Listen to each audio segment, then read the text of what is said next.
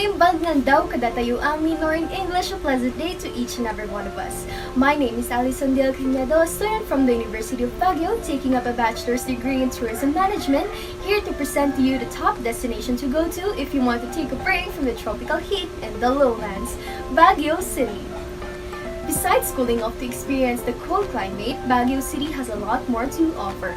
From abundant flora and beautiful parks to unique food and keepsakes.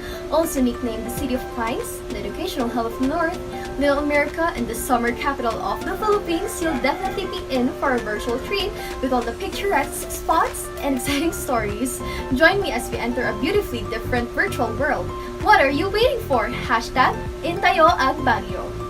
Approximately 250 kilometers north of Manila, this independent city is located in the only landlocked region in the Philippines, the Cordillera Administrative Region.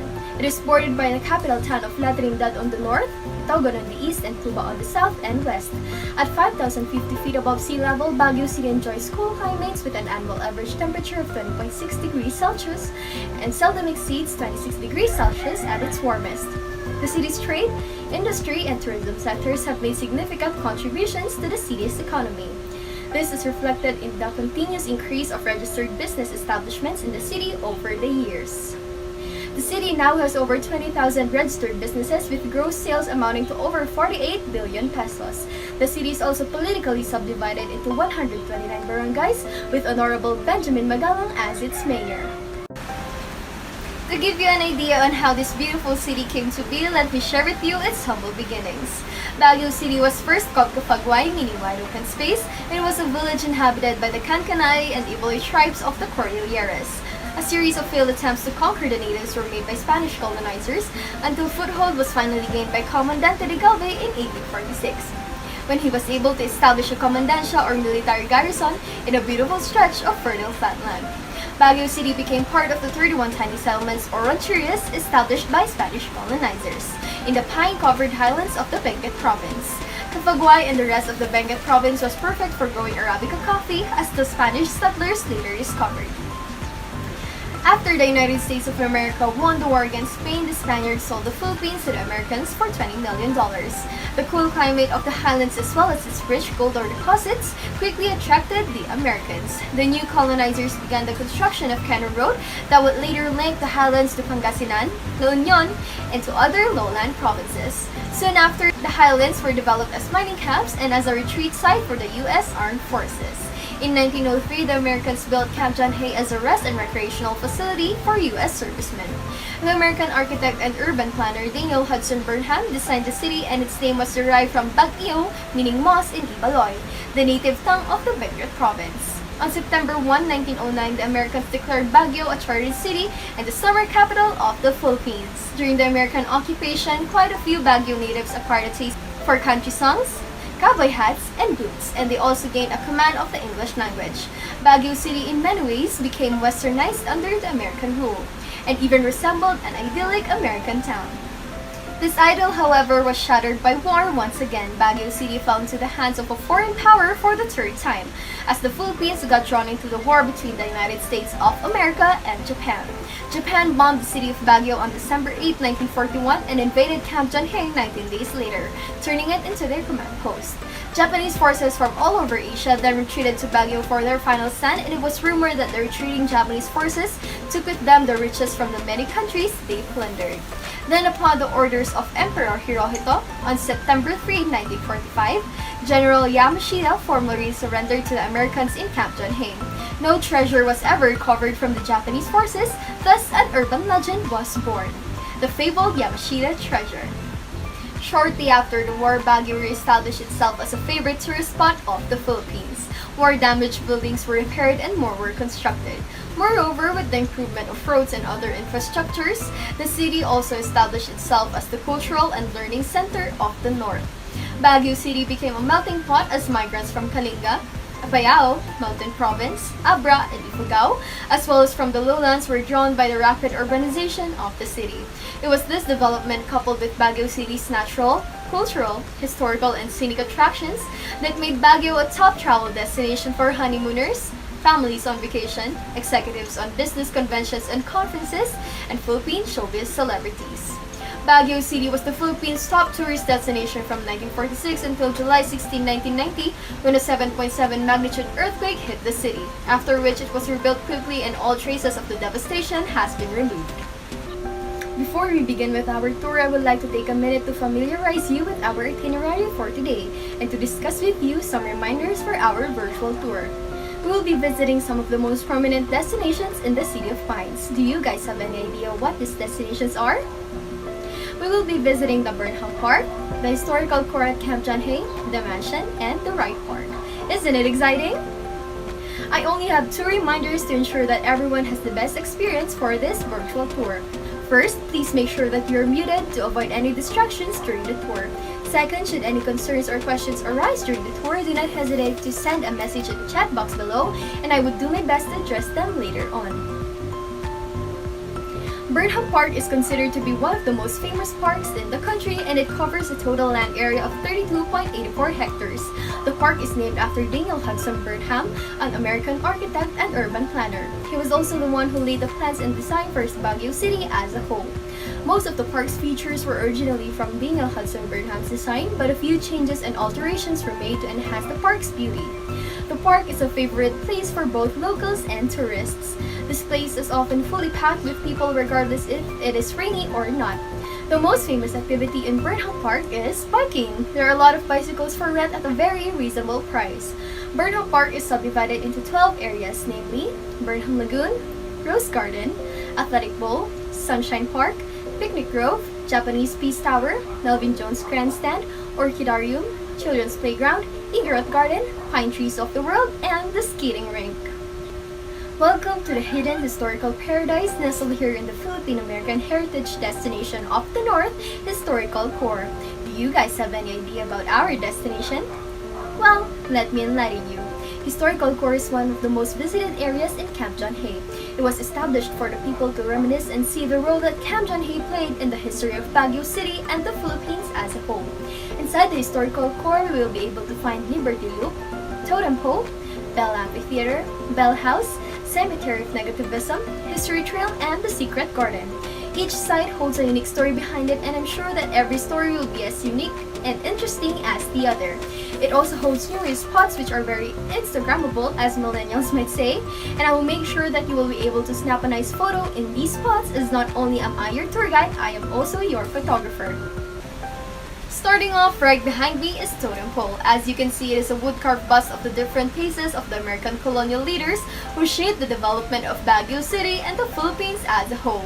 It was made by Ernesto Ang to showcase the succession of the historical figures during the first half of the 20th century. The vases were arranged by era, starting from top going down. There is only one Filipino included in the totem pole, the second head from the top, the first president of the Philippines, General Emilio Aguinaldo. Why is he there, you ask? It's because he became an ally of the Americans who fought for the independence of the Philippines during the Spanish colonization. The totem pole is made from an electric pole, and the faces were not attached one by one. Instead, it was carved one after the other. The faces from top going down are as follows: Admiral George Dewey, President Emilio Aguinaldo, Governor General William Howard Taft, Secretary John Milton Hay, Governor General Cameron Forbes, President Theodore Roosevelt, General Franklin Bell, Lyman Cannon, James Halsema, and last but not the least, we have General Douglas MacArthur. Follow me here and you'll arrive at the next site. Welcome to the Bell Amphitheater, also known as the Sunken Garden, designed by General Franklin Bell. Finished in 1914, the Bell Amphitheater measures 300 feet in diameter and will seat approximately 1,500 people. The Bell Amphitheater was mainly used as a gathering place for American soldiers.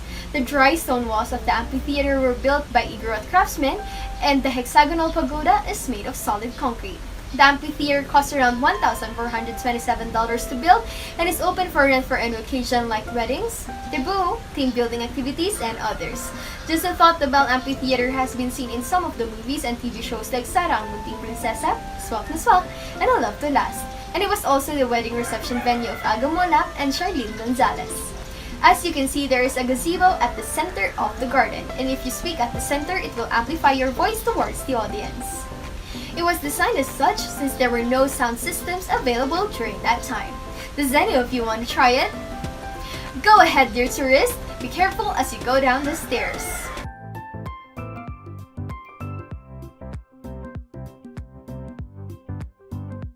I love Baguio! And that, my dear tourists, is the perfect explanation why this is called the Bell Amphitheater. Moving on, we are now walking towards the next site. Welcome to the Bell House, designed by General Franklin Bell in 1914. As you can see, the exterior design is very American and stylish with the colors of green and white. It is surrounded by a nice manicured garden and tall pine trees. Today, it serves as a museum of American colonial architecture and lifestyle. As we enter, may I just remind you that there is no bell inside and that all furniture, including the wallpaper and the flooring, are not original anymore. These are just provided to preserve the American-style design of the 700 square meter house. As you can see, the hanging portrait in the middle is John Milton Hay, who was the Secretary of State during that time. And mind you, he has never set foot here or anywhere in the Philippines. The camp was named after him mainly because of his excellent work. One of his notable achievements is the open trade policy between the Philippines and China, which led to the start and development of import and export trade. This house has a dining room area, a living room area, a kitchen, 2 guest rooms, and a master bedroom. Each bedroom has a fireplace plus the double fireplace at the dining room area and the living room area. Just a thought, on December 10, 1898, under the terms of the Treaty of Paris, the United States received 4 colonies from Spain, including the Philippines, for which John Milton paid $20 million to the Spanish government.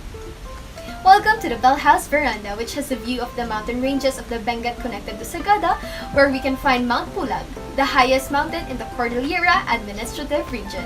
We can also see 2 scale model maps here. First is the scale model of the entire Camp John Hay, which has a total land area of 625 hectares, and Camp John Hay is composed of not only the Camp John Hay Special Economic Zone, but also the John Hay Reservation Area, which covers 14 barangays. The second scale model is the historical core, where we are right now. It is approximately 3.9 hectares of land. Just a thought, did you know that Camp John Hay covers 53% of the forest of Baguio? Amazing, right?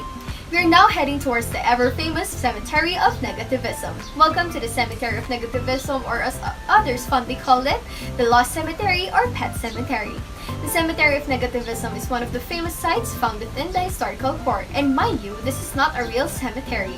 It was designed by Base Commander John Hightower to motivate unproductive soldiers who stayed in the camp during that time. They said that Commander John Hightower challenged these soldiers to express their negativism, and whatever negative attitude and thoughts they have, they should bury it in this place. It became a symbolic burial place of negativism, which is said to be the man's greatest self-imposed infliction, his most limiting factor, and his heaviest burden. As we walk along the path and read the epitaphs, you can leave all negatives in this place and remember to be more positive in your life. The mansion is the official summer residence of the President of the Philippines. It is located on the eastern part of the city, right across from Wright Park. Older than the city itself, the mansion is easily one of the most visited and photographed landmarks of Baguio City. Inside the mansion is a mini museum housing memorabilia and works of art collected over its years of occupancy by the former presidents. Within the compound and adjacent to the mansion is a 2-story building which serves as the official residence of the Philippine President in Baguio City, and nearby is a small amphitheater. A contingent of Philippine Marines maintains the security of this large compound, and you will see some of them manning the guardhouse at the vicinity of the main gate. The elaborate main gate of the mansion is said to be a replica of that at Buckingham Palace in London, England. Vehicles entering the compound pass through a great circular driveway, and it is usually open only when the mansion is used for an official function or activity. With its beautiful gardens and a well-manicured lawn, it is a favorite site for sightseeing and picture-taking. Cool climate, wonderful scenery, and horseback riding adventure. These are just some of the reasons why Wright Park has become one of the most visited and well-loved parks in the Philippines' summer capital, Baguio City. Wright Park is located at the eastern part of the city, which features a shallow, elongated, rectangular body of water known as the Pool of Pines. There is a park circle on one end and the mansion on the other. The park is named after Governor General Luke E. Wright, who ordered architect Daniel Burnham to develop a place for American soldiers and civilians alike to have an area for recreation and leisure. The Wright Park Riding Circle holds the main activity that people go to the park for, horseback riding. In fact, Wright Park is often mistaken called Ride Park, especially by kids because of the riding activity done here. From the park circle, you'll find the descending stairways made from stone which leads to the area where horses and ponies can be rented. 30 minutes of horseback riding costs $200, while an hour will cost you $300. Baguio City is home to numerous unique, tasty, and filling delicacies. Some of these delicacies include ube jam, strawberry wine, peanut brittle, chocolate flakes, and of course the Filipino favorite, taho.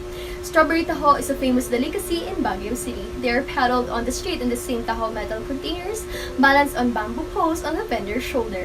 The strawberry taho is a steamed, warm white bean curd with soft tapioca balls, but flavored with fresh strawberry syrup instead of the usual caramel. There's nothing more comforting than a sip of warm strawberry taho with the taste and aroma of Baguio City while enjoying the cold weather and strolling through Burnham Park or seeing the magnificent view at Mines View Park. Have you enjoyed our virtual tour around the city of Baguio? I had such a great time touring you around my hometown, but sadly, we have reached the end of our tour. Thank you for choosing Baguio City as your virtual destination, and I am honored to have had the chance to virtually guide you around this city. I hope you have enjoyed your time with me, and once again, my name is Allison, and I will be happy to be of service when you personally visit the City of Pines.